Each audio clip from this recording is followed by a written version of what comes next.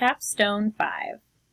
As we have went over so many changes to our world and how it is affecting the climate as well as agriculture, it is also affecting the sea levels as well. For instance, in the Arctic areas, due to the temperature rising, is causing the ice in both the water as well as in the mountains to melt and run to the oceans, therefore causing the sea levels in those areas to rise. Also in areas all over the world, due to the different temperatures happening that do not typically happen, are causing storms and are either unusual for those areas or unusual for that time of year, therefore causing increased precipitation, also causing those sea levels to rise. One area I looked at in particularly was the Outer Banks in North Carolina. According to the reading, over the last century, the sea levels in the area have rose about 1.5 feet. This is caused by the ice caps and the waters connecting to the area's waters have been melting more and more over the past couple hundred years or so, therefore increasing the sea levels in those areas and the areas connected to those waterways.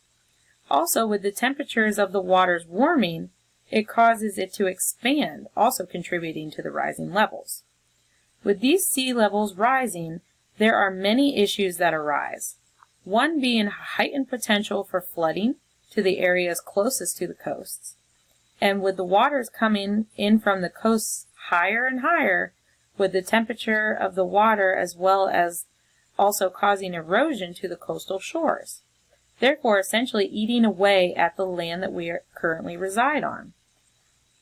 Also, with these different temperatures and weather patterns mixed with the rising of the sea levels, it is also making those areas more vulnerable to hurricanes and typhoons that can take over more and more land.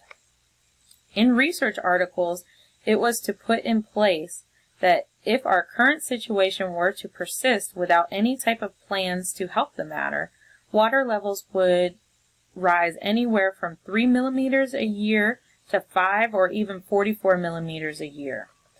But with there being attention brought to this matter, there are some ideas and plans that are trying to be put into place to help this slow down and to stop it altogether.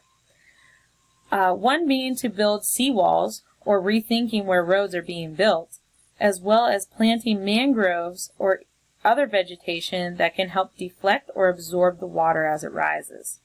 I feel with this matter it is definitely going in the right direction, but ultimately it all comes down to us as humans to cut back on our pollution and do what we need to save our planet.